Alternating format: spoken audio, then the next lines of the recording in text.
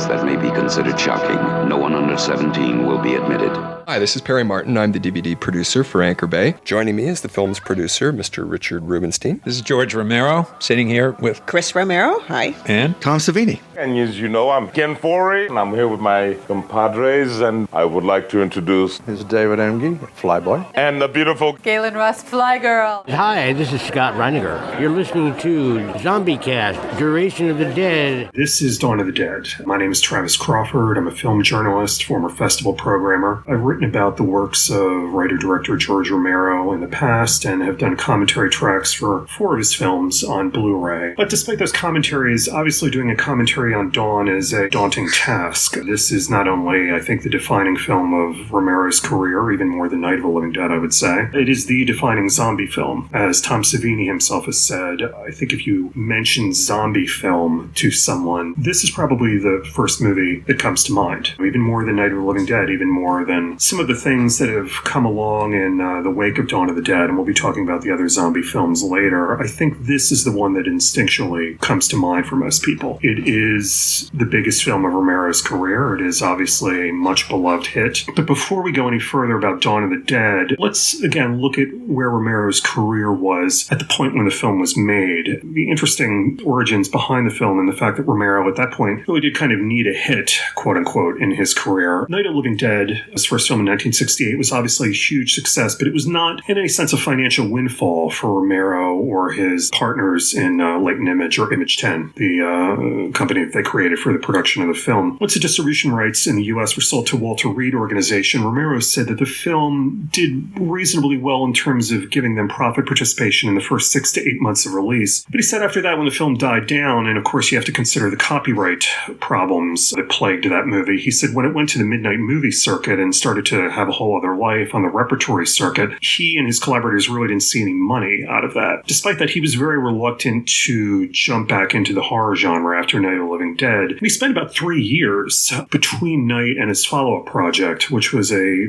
sort of ill-fated counterculture romantic comedy in 1971, lamentably titled There's Always Vanilla, which was not a success critically or commercially, or in Romero's eyes either. He remains very dissatisfied with the film, never really had fond things to say about it. Apparently they began shooting before the screenplay had really been completed, and they never really had a finished script locked in place. But the 2 films he did after that, Season of the Witch was a film he did in 1972. It was originally called Jack's Wife. Later was also retitled Hungry Wives when it was misleadingly marketed as a sexploitation film, which obviously it wasn't. I think that film, although it's sort of gotten some of its due in the years since, is still one of Romero's most underrated works. Not really a horror film, it's more of a feminist drama about a middle-class housewife's sense of self-exploration that, works itself out through kind of a flirtation with the occult. Season of the Witch, which is one of Romero's personal favorites of his films, was also not a commercial success, which is not a surprise. It's kind of a challenging film. It's a little more surprising that the film he did after that, The Crazies, in 1973, was not a hit, because the template is very much there for what came afterwards with Dawn of the Dead. In fact, I think the editing style of Dawn of the Dead, the very rat-a-tat-tat rhythm, was very much developed in The Crazies. The film's editing styles are very similar. Romero at that point was editing his own films. He did that for Night of the Living Dead through Dawn of the Dead until Pascal Bouban took that over, Night Riders from that point on. But The Crazies, which is about a plague that is not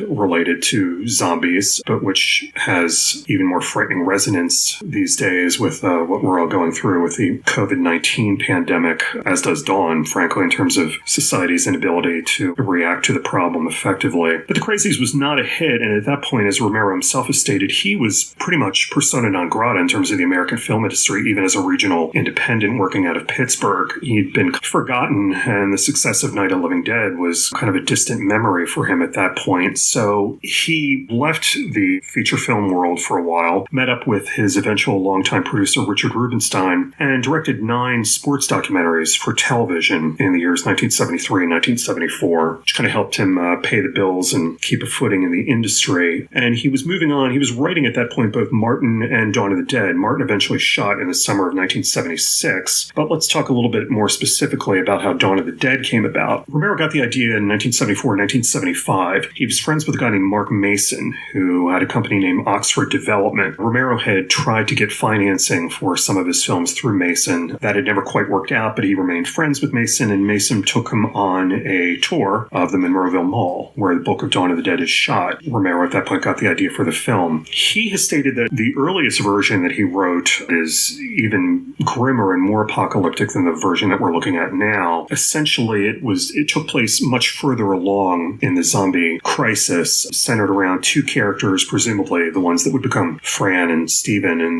the final version. A man and his pregnant companion who were living entirely in the crawl spaces above the stores in the mall. And he said that they were naked all the time, and they had essentially regressed to an almost caveman-like behavior. And Romero himself has said that it went too far for multiple reasons. It went too far in terms of the grimness of the content, and he said that it also went too far, that he didn't want to go that far into where the zombie plague had really been taking place. I don't think there's a specific timeline mentioned. Night of the Living Dead obviously takes place the day that everything goes to hell. I believe I read that Dawn of the Dead is, I can't remember if it's 1 week or 1 month after things have begun. And then Day of the Dead is supposed to be, I believe, about 6 months after that. Land of the Dead is a little bit after that point. Romero wrote the first half of the screenplay for Dawn of the Dead and then took a break and went to shoot Martin in the summer of 1976. Roy Frumkes, director of Document of the Dead. I was at the School of Visual Arts and I proposed a series of teaching films about independent filmmaking. So I was looking for a film to shoot on, and then I hear that George is shooting Dawn and that Richard Rubinstein is producing. I was friends socially with Richard. So I called and I said, can I come up there with a couple of teachers or students and, do a making of? He said, yes, that's interesting promotional value. I said, great. So I met George maybe for the first time really on the set. These are the opening moments of Martin, a film Romero made just before dawn. As the story unfolds, you'll see the screenplay qualities, all inherently cinematic, which begin to articulate his style. First, the visual imperative. With few exceptions, cinema relies as little as possible on the spoken word. Characterization and plot are best revealed through action and accumulation of detail. Montage concepts begin in the screenplay. The story is developing with literally no dialogue, and suspense is being generated not only in the horror of the situation, but in the mystery of the plot itself. We still don't know his identity, his motives, or his goal. Romero's use of dual linear movement fleshes out the two dimensions of film into three. A use of such devices as the manipulation of time,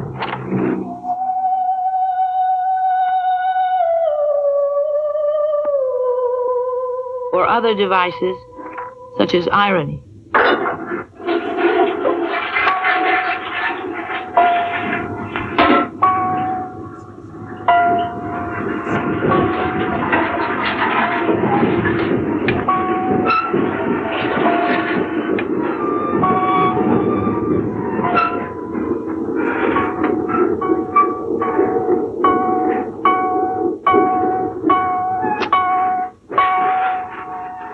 As you can see from the final page of the Dawn screenplay, Romero's use of the form is unorthodox, in a medium where one page generally equals 1 minute of film. The script seems long. Did you plan to shoot it all? Giving yourself leeway in the cutting? Pretty much, yeah. I usually write long scripts. Martin was a long script that was really a long script. And the first cut came out at almost 2 hours and 45 minutes. Wow. This is a long script that seems long. It's not really long.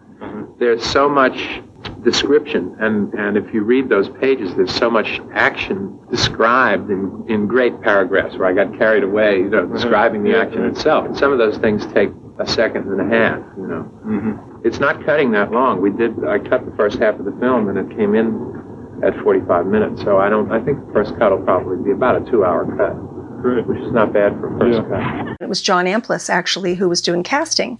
Primarily, I think I was asked to help with casting and did some casting work on it. I had a friendship already with David Emge, and I was able to get him involved, and people like Randy Kovitz. You got any cigarettes? And hundreds and hundreds and hundreds of zombies. That was easy. That's a phone call. If you're smart on a movie, you shoot all your exteriors first, So that's what happened. I don't remember where the tenement house was. It was nowhere near the mall. A small group of black and Puerto Rican youngsters scattered about the rooftop, almost as if in play. Suddenly, another SWAT patrol, their guns drawn, emerged from behind a large elevator housing. A blast of gunfire, and the retreating young civilians had to step over the bodies of their less lucky comrades who were mowed down in their haste. Here's your guys. Oh, yeah. Oh, God. Do you remember how cold it was when we were doing this? Oh, freezing. Absolutely freezing. This was one of the first things you guys shot. Yeah, it was. Yeah, most of this stuff was shot before we got there. Right. I mean, when I didn't do anything for a little while because you were all out at that tenement somewhere. I hand wrote a resume, got a couple snapshots, and I went down. I met Clayton and Sharon there. So George looked, he smiled. Nice guy that he is. He says, okay, I'll be in touch with you. I didn't hear anything for, I guess it was a good 2 months. And I was like, well, I guess I'm out. I got a call from Christine. She said, we need you down in Pittsburgh. So I said, all right. Yeah, that was I'll never forget, it was freezing cold. Yeah. And, where was this physically? Somewhere in Pittsburgh. Where did you shoot this stuff, George? We shot this in a project. Well, except the someplace, roof shots right here. These roof shots are on the roof of George's old building where he worked. Oh, really? Fort Pitt Boulevard. Latent Image. Yeah. Huh. My old company, the Latent Image. We were shooting in the projects, which I think was actually on top of the office building downtown. We went up to the roof and shot these things with Scotty, Jimmy Buffico, Wooly. And John Amplas is about to make an appearance. A lot of people don't realize that. I know. This is John. What's his name, Rodriguez or something? Or? Yeah. I don't know. Does he have a name? Come on, Martinez. It was 20 below zero. And when I came in, George smiled and he said, give Joe Shelby the chrome-plated gun and set him up for the squibs. So I became Martinez. I start all the action in the movie. I come out the rooftop and I shoot a SWAT guy between the eyes. Rod Tucker, I think his name was. The first headshot, the first squib. Right. Was that your first headshot, Tom? Yeah, I think so. You mean on this picture? On that guy, on that. There's Here, John. that's John. John Amplas says Martin. Ooh, Rod just got it in the head. And what about the whole idea of tenements and the racial thing? This is a big deal. Yeah. I dove across the roof. I still got some asphalt in my elbows. George said, do you mind getting squibbed? I said, no. Come over and give me a hug. I said, do you need anything else? He goes, yeah, you could be there every day if you want. Later on, I was assistant makeup to Tom Savini. Roger was thrown off balance, and he struggled to catch his wind as his weapon skittered across the roof. Roger dove for it, but before he reached it, he was cut off by the looming figure of one of the black youths. The kid brandished a pistol in his hand, and he looked like he knew how to use it. Roger froze like a deer before flight. The young man aimed his gun meticulously, as if in slow motion. Just as he was about to pull the trigger, a sudden barrage of bullets ripped through his back, and he fell to the rooftop, a pool of blood forming beneath him. "Come on, you dumb bastards! Come and get him!" Wooly cried out, totally unaware that he had just saved Roger's life. Roger shuddered with the thought that Wooly might have just as easily fired the gun at Roger's own darkened shadow. John Amplas. They needed somebody up on the roof, and so George said to Tom, just have John do it. I don't know, he plays a Puerto Rican. Right. There he is right there with a wig on. And Yeah. I was put in a bad wig, a bandana, bad mustache and goatee, and thrown up on the roof. Right. I tell people that they watch the movie again just to see Martin. Right.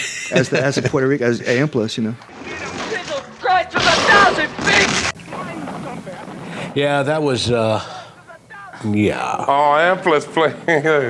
Yeah, that's the filthy pigs. The filthy pigs. It looks like an outcast of a Fort Apache hood. He's the star of Martin, which is another George Romero movie. Yes. One of George's favorite, from what I understand. It still is. Run. Oh, hey, what's happening? Okay. Don't go out there! Don't go out there. We know the He's line. dead. To this day, I apologize to every single Latino or Hispanic that sees me in that movie. Roger charges for his weapon, snatches it up, and runs for the cover of an incinerator housing. He startles a young civilian who is hiding there, trying to load his gun. The boy makes a break, Roger. Hold it! The boy freezes for a moment. Then, thinking, breaks into a run across the room. Roger. Don't go out there! The boy is mowed down in a crossfire. Roger fell against the wall of the incinerator housing in a heap. Somehow this was worse than Nam. This was his hometown, his country. And they weren't fighting against funny-looking slant eyes, but against their own citizens. Nothing in his Marine training had prepared him for this. Jesus, he thought. I'm acting like a real fucking sissy. Must be thinking too much. He strapped his rifle on his back and filed down the stairway and inside the building with a handful of survivors. Inside the building, other SWAT teams, along with units of the National Guard, are crashing through hallways and breaking into apartment units. People are herded into the halls where they are held at gunpoint. Some men, although armed, surrender willingly. Others retaliate against the invading force, and little skirmishes develop on every floor of the complex structure. On the ground, the commander barks into the bullhorn. Commander. Gas! Sergeant. Into walkie-talkie. Blast for gas! Blast for gas! Tear gas canisters crash through windows and the halls are filled with clouds of gas. Civilians trying to escape are choked as they attempt to shoot their way out. Oh, yeah. Oh, mask for gas. The teams on the roof charge down the fire stairs into the building. SWAT 1. Work yourself down. Floor at a time. Keep down. Come on, work yourself down. One floor at a time. Keep down. Roger and Wooly and the men in their unit snap on their bizarre-looking gas masks. The troopers break into an apartment on the floor. An old couple kneels in prayer at a small altar, while their children and their children's children huddle in a corner. The young husband surrenders his gun to a trooper, and Roger watches as the group is led into the hallway. Suddenly, a young black man charges out of one of the apartments. A woman appears at the door, screaming for him to stop. He breaks through a cloud of gas, and Wooly fires his automatic. The black man crashes to the floor. Come on, you little bastards!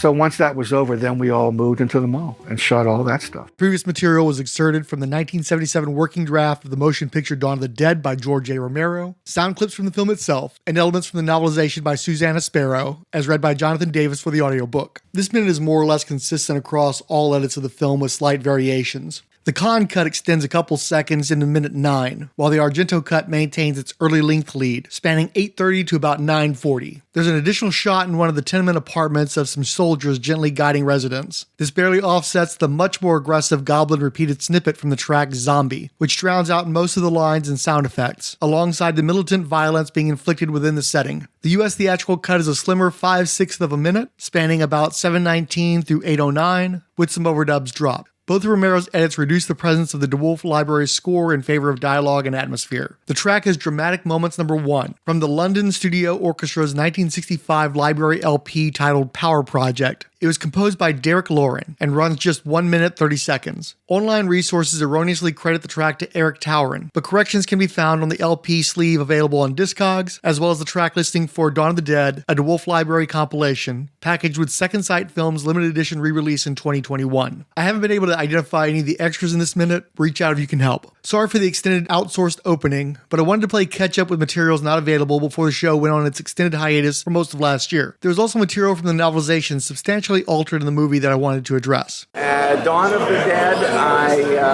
had about 20 seconds on screen at the very top. I think I'm the first one to get killed in the role of Martinez. Getting back to the very modest Martinez debate, the character portrayed by John Amplas is clearly a composite of two separate roles in the screenplay and book. It takes the place of both the homicidal African-American gunman killed by Woolsey and the younger boy who was cut down while fleeing from Roger. Just as Joe Shelby states in the Bikers and Zombies documentary, he's playing a single character clearly identified as a member of the tenement resistors who draws first blood in the police standoff. Amplas is just a stand-in for various ethnic characters while donning embarrassing brownface. John Amplas is the casting director on Dawn, but wore many hats on the production, probably literally. I know he's one of the motorcycle raiders. If I recall correctly, the one Peter throws off the balcony. And he likely turns up unheralded in a bunch of other places. Still, this is a spotlight moment in the picture. And given how much we've already referenced Martin, now it seems the best time to explore the actor in detail. As mentioned in the previous episode, John Amplas is currently miscredited on IMDb as the tenement leader Martinez, despite previously being credited as second guy on roof, and by my estimation actually played a character named Rico. He is not listed in the film's credits, but this was his second speaking role after being introduced as the lead in George A. Romero's Martin. My name is Martin. I'm 84 years old. People think I'm crazy when I tell them how old I am. I'd like to be normal. I just have a sickness. The only way I can survive is by drinking blood.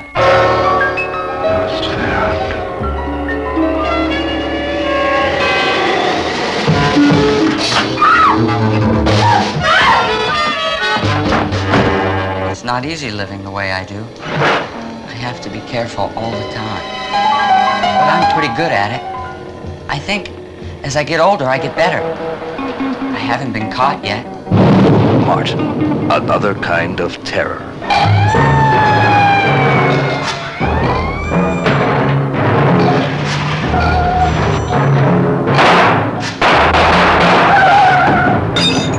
You see, people don't understand what's wrong. They think that I'm a monster. They think I'm a vampire.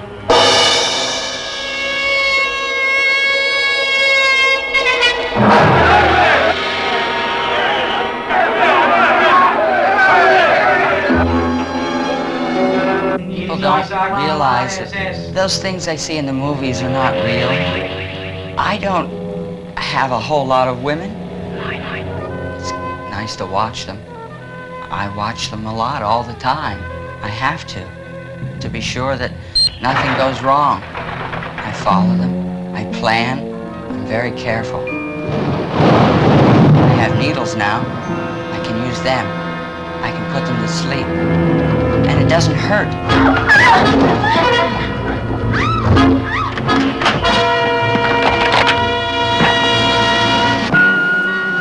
Martin, another kind of terror. I would like to be like everyone else. I have to do things that I don't necessarily like to do, but I want to stay alive. I do need blood.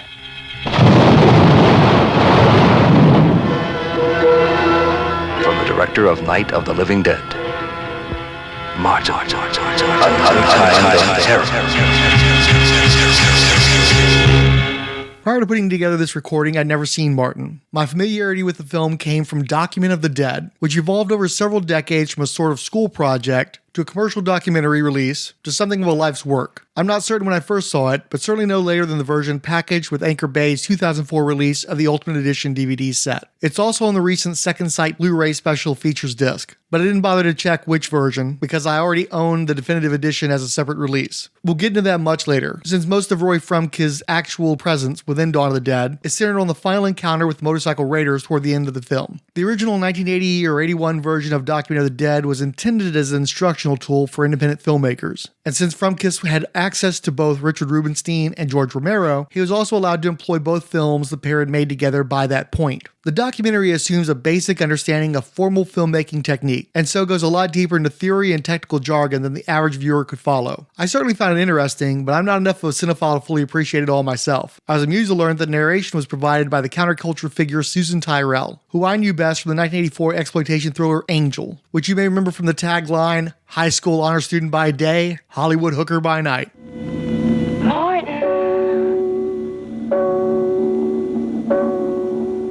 Here in a later scene from Martin, Romero's modern vampire story, one can feel a tight, pre-structured quality indicative of storyboarding. I had a copy of the script about a month and a half or two before we started shooting, and he already had it storyboard to an extent.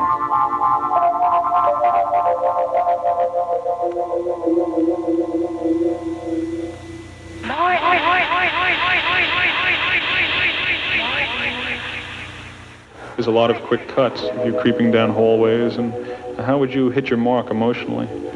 I generally didn't worry too much about it emotionally. I was more interested in hitting the mark and being in the right place.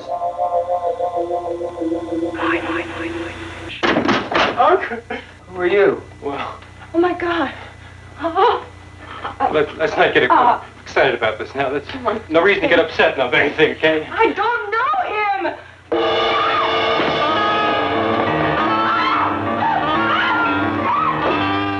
Were the scenes very tightly blocked off?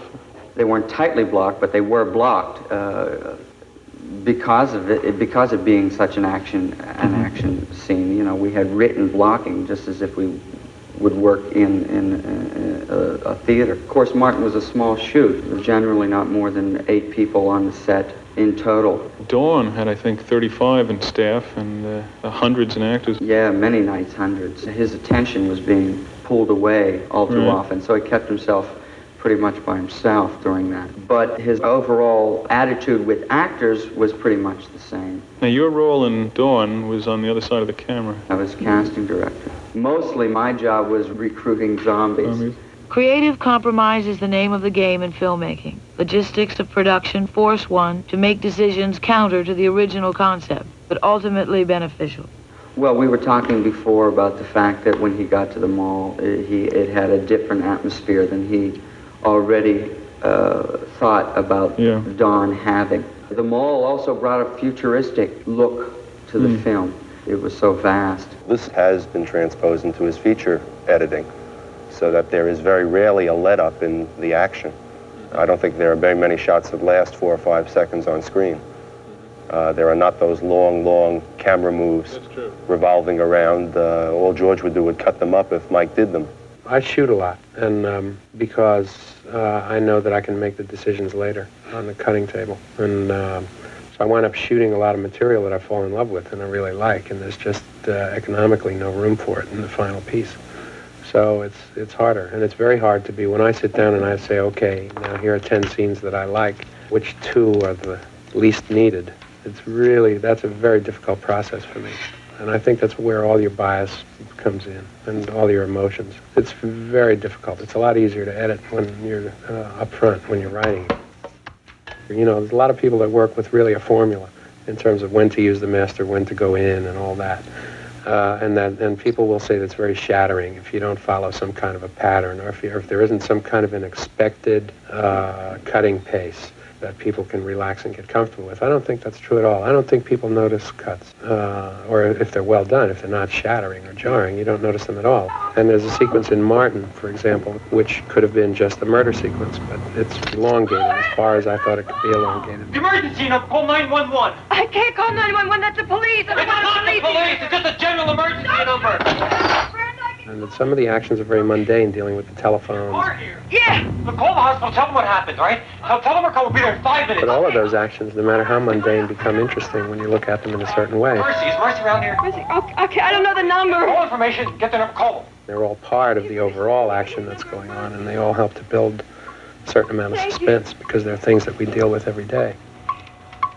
Shit, it's fucked up. Wait a minute. I gotta do it again. I can't get through. I forgot the number. Wait, I don't like sloughing sequences off. You know, I don't like car chases that don't do anything. Yeah. You know, because within, you know, just a fight in this room that encompasses like 3 punches being thrown.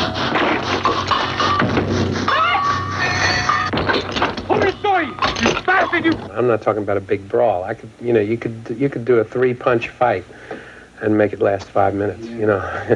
Because everything's valid and everything is information, and I like to deal with detail.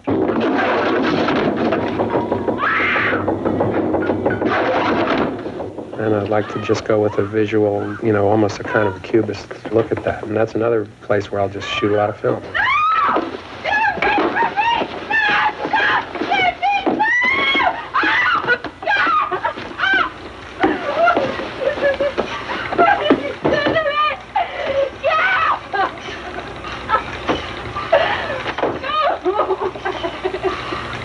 I use a lot of sound elements, and I cut rather than on a flatbed, on a table with a synchronizer. And there's a certain kind of tactile thing that I get into in terms of the tracks.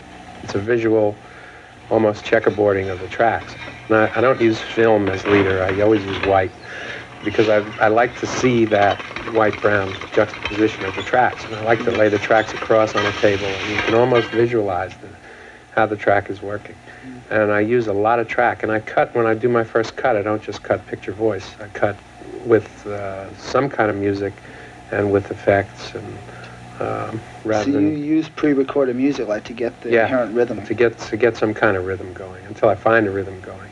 And then I wind up with a lot of tracks. I mean, for a small independent stuff, I mean, I've seen studio productions where they get into, you know, 30, 40 tracks, but that's just because they're too lazy to lay them in sometimes. But I use 12 to 15 tracks, and I like a lot of sound. I hate dead air. I'll always use some kind of an ambience and a lot of music, which is just all form stuff. Some people say that my tracks are too driving or too full, but that's just personal preference. Given Richard Rubinstein's involvement, you might wonder whether the home media and streaming rights for Martin are being held up by exorbitant rate demands, and you would be correct. Curiously, Martin can be found in a very high-quality presentation, uncensored and without an age gate, on YouTube. The film opens with the titular character riding an interstate train overnight. He breaks into a woman's private sleeper car, and after a struggle, injects her with a sedative. Okay,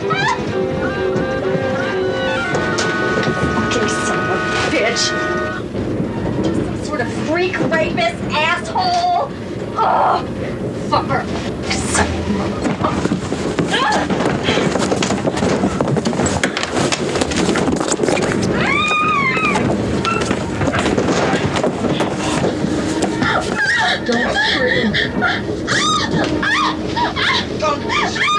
Don't scream!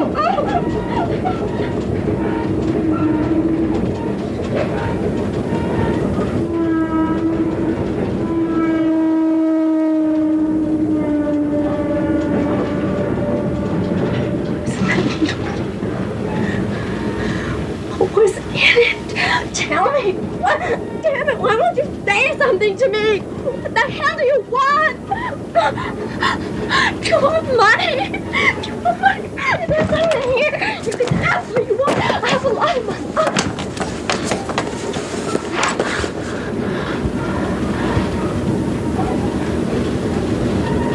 Someone shot me.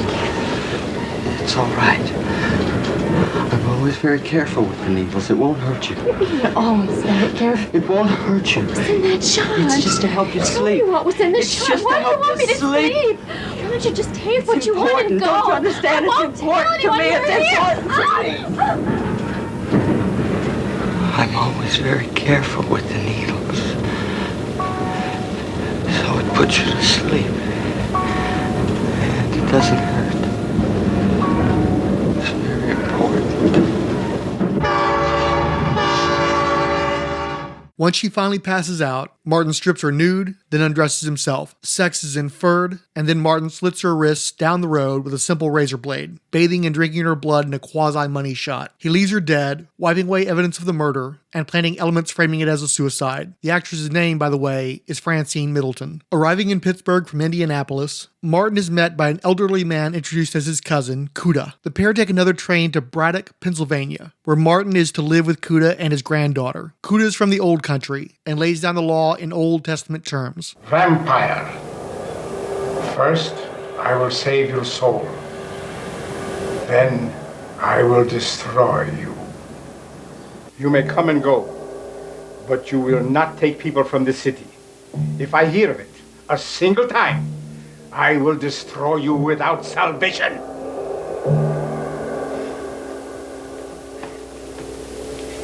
You may not enter my room. When I wish to speak with you, I will. My granddaughter stays with me.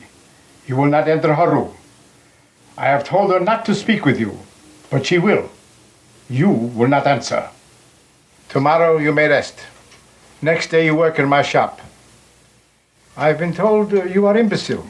Can you speak? Speak so I can hear your voice. Speak, Nosferatu. I am your cousin. I am your cousin, Martin. You see? You see? You see?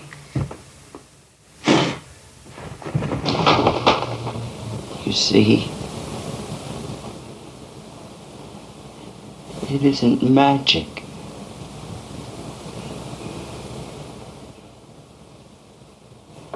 Even I know that. It isn't magic.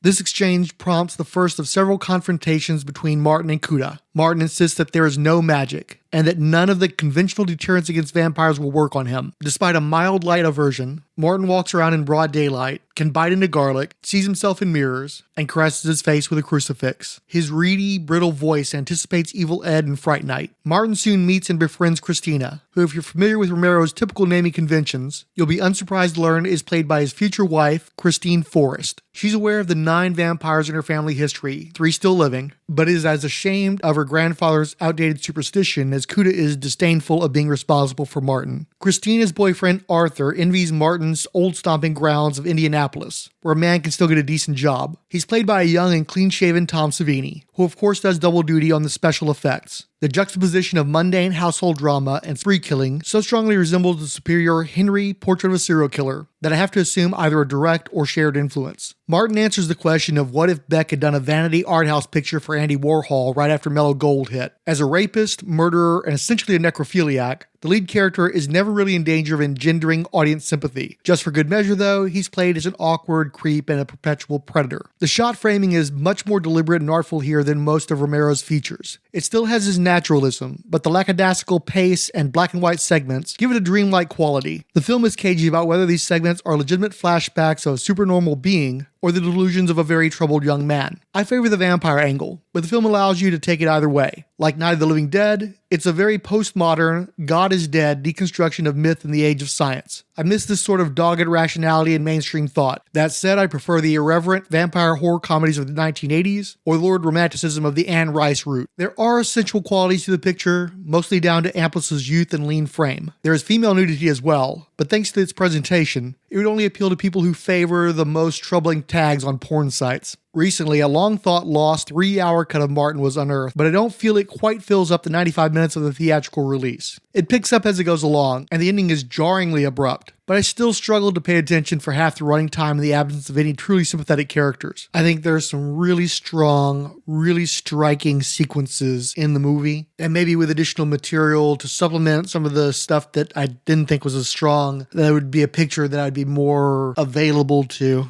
But honestly, for me, I feel like I already saw most of the best stuff in the movie as part of the editorializing of the picture in Document of the Dead. I think it's a well-made picture, and I would recommend it to a more receptive audience than myself. My name's John Amplas. I'm an associate professor with the theater program. I had an uncle who was involved in community theater in Pittsburgh, my Uncle Jack. When I was about 10, he took me and my cousin to an audition for a play called Dark at the Top of the Stairs. Back in the 1960 maybe, we auditioned and I got the role, the young boy in the play, 10 years old. And so that's kind of how it started. And I did a lot of community theater when he was involved in it. I kind of fell away from it in high school for a bit, although I did attend the Playhouse School, 63 to 66, but I played a lot of hooky. You know, after high school, I went to the Army. Didn't look like I was headed towards college. I didn't have that kind of background. I didn't have the grades for it. I was in Vietnam. All of 70. I went in January of 70, came back just before 71. I got this kind of job, that kind of job. I was always looking for something I thought would be easy. So I did this little play, and then I got out of the Army.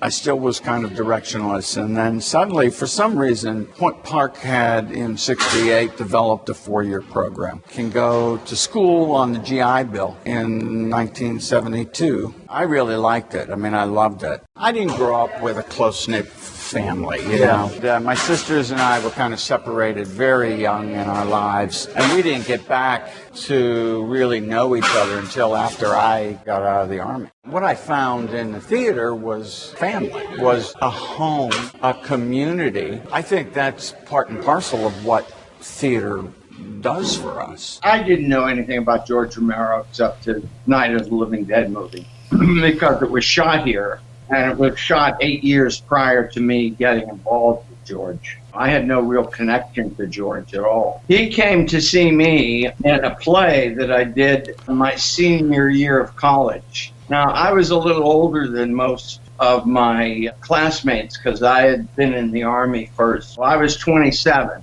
And he saw me in this little play, talked to me afterwards, I think it was. He had a screenplay he's been working on. He had an older character in mind, and he wanted to rethink it.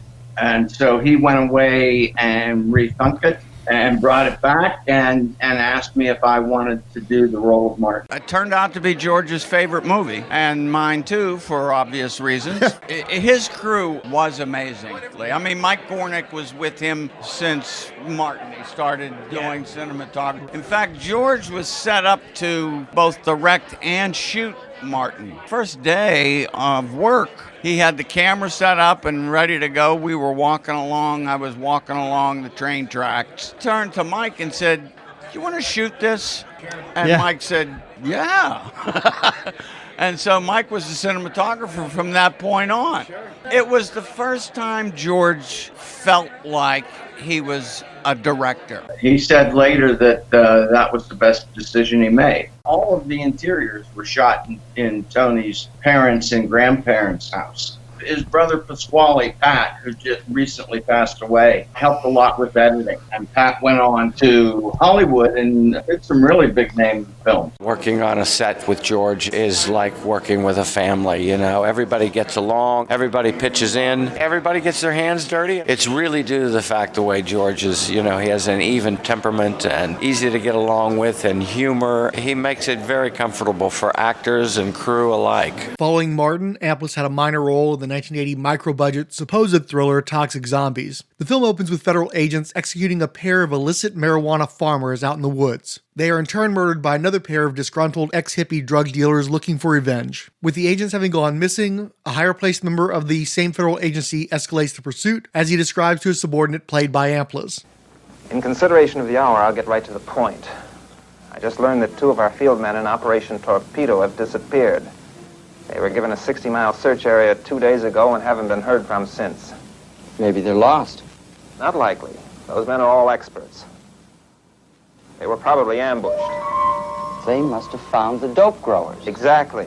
That's why we have to move fast before they harvest their crop and disappear. You're aware of this new herbicide called Dromax? Sure. It's the strongest stuff they found yet. But I understand they're a little worried about the side effects. The research says it might be dangerous. They haven't finished testing it yet. Anyhow, that stuff is off limits to this kind of operation. It would take 2 weeks to get clearance for the usual herbicides. That crop could be in California by then. There's a half a ton of Dromax sitting in a warehouse in Knoxville. The bureau chief there owes me a favor. I could arrange a small shipment to a local crop duster with a couple of phone calls. I don't know. It sounds risky. Take a look at this map. That's the area right there. We cleared it 30 years ago for a dam that never got built. Only a few very poor roads, completely inaccessible 6 months of the year. There's nobody there to breathe the powder. What about our field man in this area? Doesn't he tour this region? 4 times a year. We can make sure he keeps his nose out of there till we finish. What about the dope growers themselves? You're talking about the people who probably murdered 2 federal officers. Anyway, I believe that growing marijuana on federal property is still a crime in this country. Now, how upset would you really be if a few of those people became ill? And remember, we don't know that Dromax is toxic to humans. You know, I bet headquarters would love it if we could catch up with these guys. Now you're talking. IMDb credits Amplas' character as Phillips, but I never caught a name during my admittedly very passive and rather distracted, quote, viewing of the, quote, film. Let's jump ahead about an hour and let the characters fill us in on what's happened. The scene opens with the corrupt bureau agents on the road to investigate the disappearance of a third agent after their unauthorized chemical strike. Should be about 3 miles up this road. Are you sure you're going to recognize him when we find him? Relax. I've got his license number. I've seen his picture. There's no way to screw this up. Hey, you should be excited about this opportunity to score points with the new director of operations. You know, it isn't everybody gets a chance like this. I'll do my part. You make sure of your end after we get back to Washington. There's a smart boy. Who the hell are all those people? I think that's Cole. I thought you said he'd be alone. Take it easy. Relax. Nothing has changed. We'll just have to play it by ear a little. You do the talking. You might remember my voice. And Phillips, stay calm.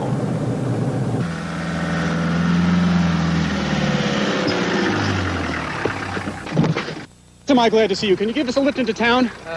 Sure, hop We have to call the police right away. You wouldn't believe what's been happening up here. There have been at least 4 murders since yesterday. Slow down, pal. You and your friends hop in the back. Everything's gonna be all right now. I don't know who they are, but I think they've been growing marijuana in the mountains just west of here. They may have been affected by some chemical that was dropped in their crop. It's all so fantastic, especially since the department that I work for is responsible for domestic drug control. Look, there's the turnoff to the cabin. Yeah, I'm glad you guys have that rifle back there. I think we're safe on this road. They're probably hiding back up there in the woods. Not down there. What the hell are you doing? I told you those guys are hiding back up this road. Just relax. We're going to take a look for ourselves. But I told you they're savages. You're risking all of our lives by going back up there. I said relax, Mr. Cole.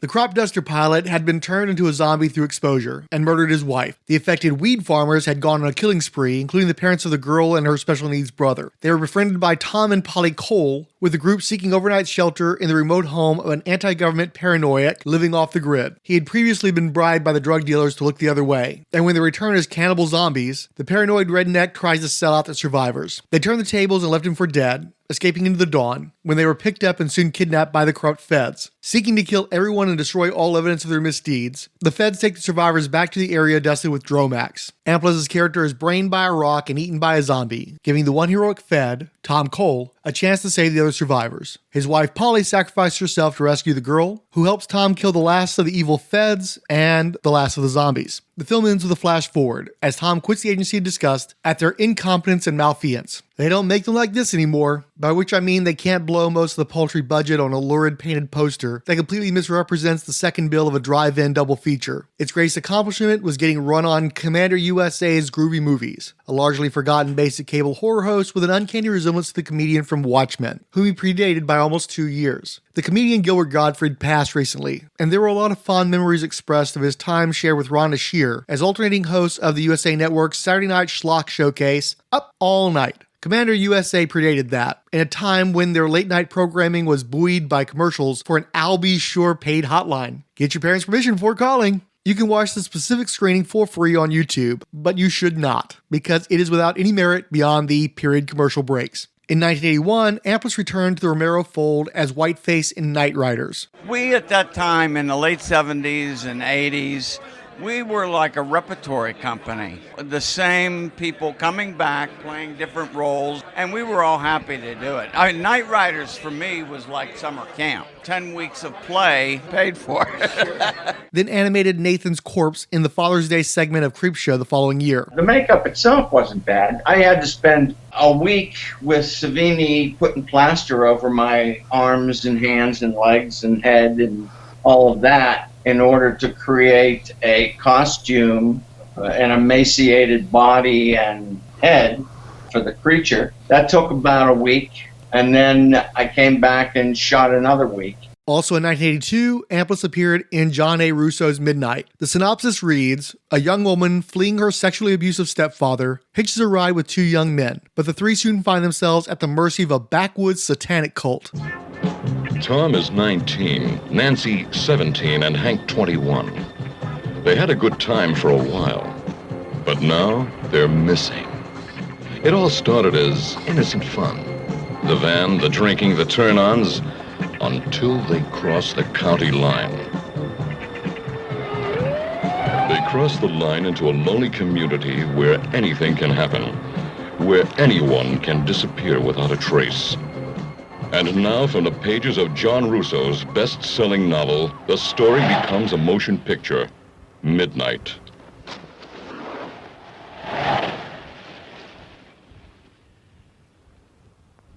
I thought I saw a shoe sticking out from under that blanket. Nah, he was just a big farmer with a bundle. Your mind's playing tricks on you, girl. You're all shook up. As soon as we find a good campsite, we'll smoke some of this good hash and loosen you up. Hold it there, fellas. Don't you make any foolish moves. Keep your hands visible.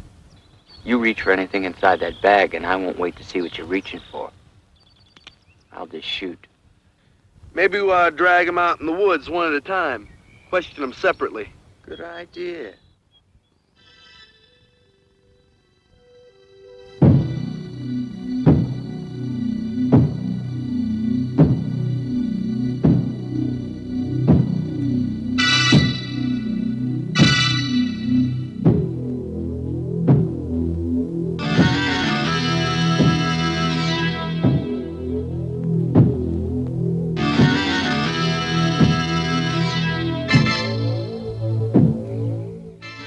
my daughter? Well, she might be right in front of you.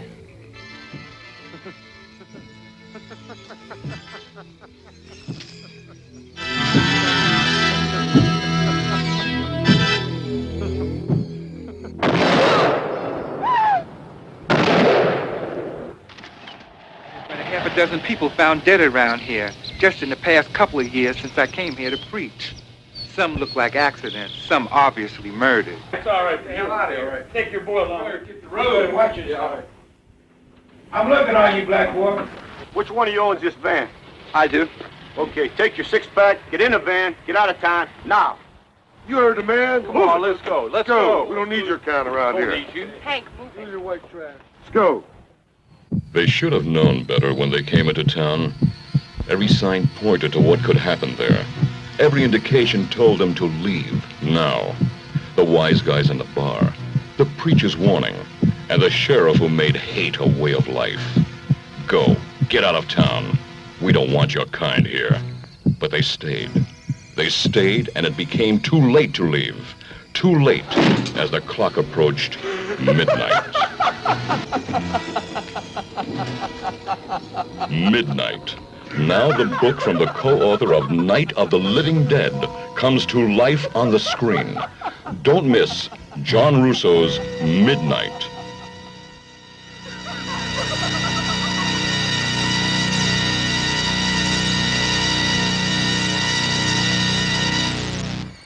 I can only find the trailer online, but Amplas appears to once again portray a murderous authority figure, or at least a killer dressed like a cop. And yes, that was Reservoir Dogs' Lawrence Tierney as the stepfather.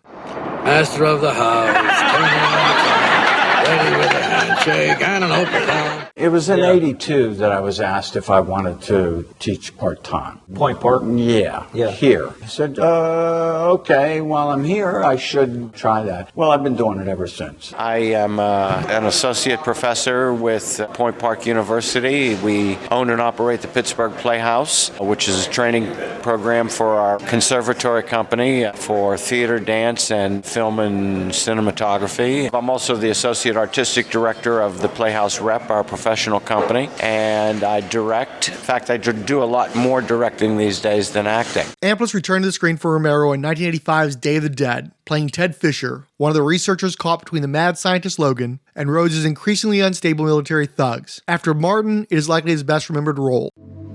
What's he trying to prove? I saw one of those things sitting in a car in D.C. trying to drive down Independence Avenue. It didn't make me want to be its friend. What's amazing is not what this one does, but what he doesn't do. What do you mean? He doesn't get excited, doesn't get agitated when Logan walks in the room. He doesn't see Logan as... lunch. dinner. Having fun? Following along Absence, Amplas joined in on another Romero adaptation of Stephen King as Thad Beaumont in 1993's The Dark Half. Into the last one he did here in Pittsburgh, which was Timothy Hutton was in it, The Dark Half. Yeah, I played Hutton's double in it, actually kind of like his off-camera acting partner, because he had to play twins. I mean, I'm never on screen, but I was his acting partner when he had to talk to himself. And so when he was on screen as one twin, you know, we did that. And I worked with him a little bit, working on lines and stuff like that. I kind of liked him. He was a good guy. I don't know how this double thing happened, because he's like 6'3" and I'm 5'9". And I wasn't on set a whole hell of a lot. I never pay attention to the politics or the goings-on for the most part, at least not day to day. The following year, Amplas starred as Eddie Buford in Tony Bubba's No Pets. Bubba was himself the sombrero-clad motorcycle raider in Dawn of the Dead, but went on to become a well-regarded regional documentarian. No Pets is described as an honest exploration of one Pennsylvania factory worker's mundane existence and his pursuit of a love long lost. It appears to be Bubba's only work directing a piece of fiction. Amplas took another lengthy absence before appearing in the Scott Baio film The Bread, My Sweet, also known as A Wedding for Bella. Nick Tallow, one of the motorcycle raiders, also appears in the feature. Given my feelings about Chachi's odious politics, I think I'll wait for Tallow's appearance much, much later in Dawn of the Dead to watch this one. Well, I'm very liberal. As an actor, not so much am I concerned with the social commentary as I am with the story. But the social commentary is in the story. You know, it's in the writing, it's in the directing. That's where it becomes apparent to people that watch his films. And I'm sure he always has a point of view that he's attempting to get across. The following year, Amplas appeared in the 2002 feature Daddy Cool, which doesn't appear to be available for streaming. Not that many of these are. It's described as an homage to 50s horror films about a woman who sees visions in her television and her therapist who happens to be a werewolf. I don't follow horror films. I honestly don't, in spite of the fact that I've worked in 4, 5, 6 of them. It's not normally the kind of viewing I do. I didn't hang into the film work so much. And, you know, I grew up on stage. That's where I spent most of my life, in the theater. I never got to meet any of these hip, groovy directors. It would be another 11 years until Amplas' next 2 screen credits, the 26-minute short Meet Your Maker and the horror mockumentary Mortal Remains.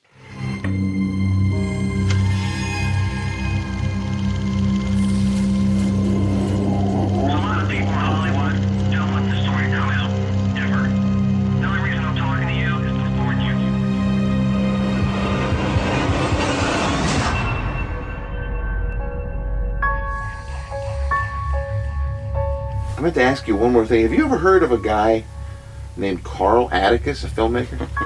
Carl Atticus. Oh boy. You mention this guy's name and bad stuff starts happening. That means a death sentence for anyone in the film industry. This guy was like using dead bodies in his movies. Yeah, it was actually worse than that. There was something more going on. Too many people disappeared. A lot of strange things happened. There was really something going on with this guy and his films. He was kind of regarded, I guess, as one of the pioneers, maybe, of splatter films. Mortal Remains is extremely graphic, with elements of torture, ritual sacrifice, murder, grave robbing, even cannibalism. Never seen anything so realistic. Right after Blair Witch, people were sending me all kinds of things. Somebody sent me 30 seconds of Mortal Remains. Mortal Remains was never seen, right? I mean, that was it. It was never shown all the way through. The film was shown. The film was shown, but it was shown one time. If anybody would be able to locate a print of that film, that would just be a total gold mine. Are we breaking into a house for real? We can uncover some big mystery. We're on the verge of finding something big. Is somebody following us? I seriously think this is it. So whatever happened to Carl? I mean, it took a shotgun and blew his head off. Yeah, I read that he killed himself.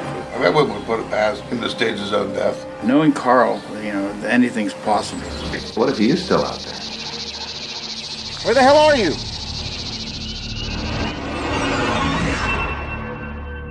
No, because nobody knows about Carl Atticus. They will when we're done.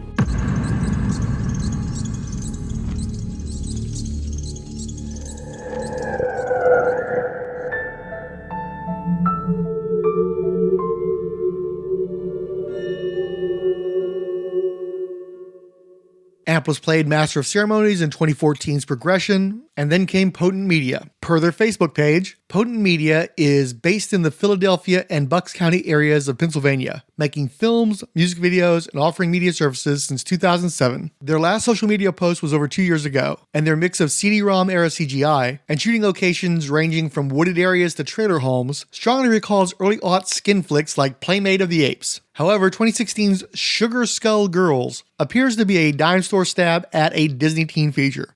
Please, come in. We must hurry. We haven't got much time. Amplas plays a distraught grandfather with an inexplicable Eastern European accent who solicits a medium to reach out to his deceased granddaughter. The medium, played by Police Academy's Leslie Easterbrook. In America, talk is cheap. Oh, I love America. is casting spells at the ceremony when her little person assistant accidentally knocks a bunch of voodoo dolls into a cauldron. This produces a trio of living dead goth brats dolls who befriend a local teenager to help them battle an evil witch for the granddaughter's soul. When he plays all the kiddies, I am going to the store. Dee, we need our privacy. I am sorry. I am not used to having young ladies in the house again. I am going to the store. Can I get you anything? Hey, dude, could you get me some chips? Of course, sweetie. Oh, and get me some of this delicious Hank soda. He's got paws better than... Yes, sweetie. Hey, Dee. Can you get me some lip gloss? Yes, darling. Thanks, Dee.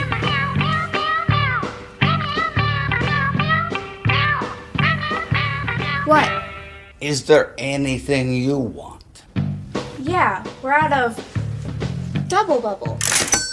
Okay. I will be right back. Oh, wait, can you get me a teeth whitener?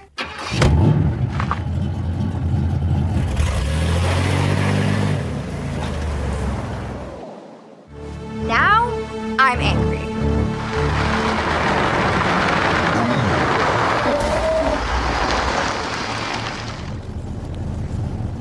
Girls, you scared the bejesus out of me. I told you if you want to make a scarecrow for Halloween, to make it next to the house.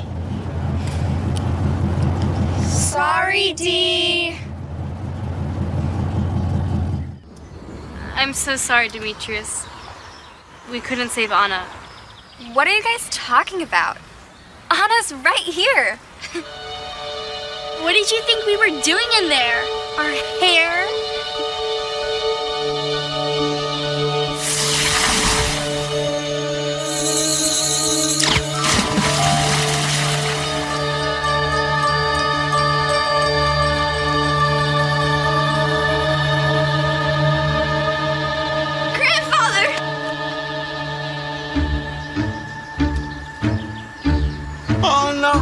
My angel, I love you so much. Oh, my darling, I miss you. Demetrius?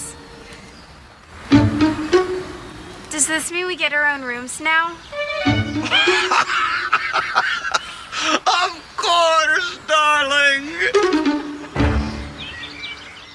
This feature is also available free with commercials on YouTube and is at least a step up from Toxic Zombies, maybe even 2 steps. Amplas has been featured in 2018's After Hours Trading, 2020's Catch of the Day 2 You Die at Dawn, and 2021's The Exchange, which isn't even the most famous movie called The Exchange from the year 2021. What I could find of these movies online wasn't worth sharing. He has other projects forthcoming in various stages of production. I don't know what you mean by the method. I don't know what that is. That's all kind of hype, the way people think this method thing is. It's not a thing. It's not. How did I prepare? Here's the way an actor should prepare. Read the script, understand it as best you can, and then start the process of working. It's really that simple. Welcome at Klinika Krovchek. Hi. We always help to make world more beautiful. Alison Jassops? Isn't it prohibited to drink coffee in an OR? He's professional. We zijn nu eens rustig. What the fuck was that? Dr. Kravchuk is very brilliant surgeon. You're in the best place, in perfect hands. Wait, stop. Stop immediately. Michael, maar wat is er? Het is hier niet oké, we moeten hier nu weg. Sta mee. Stop the operation right now. Fuck! I saw a man eating a man. You saw a man eating what?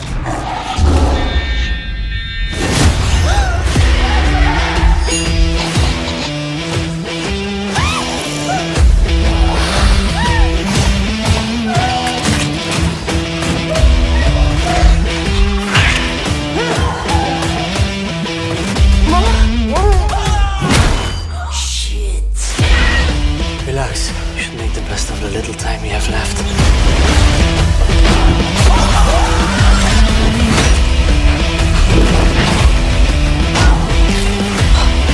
Hey, weg dat kist!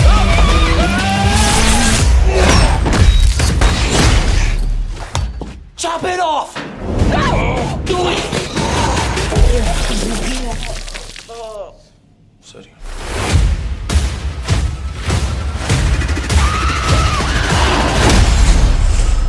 So, is this what you want?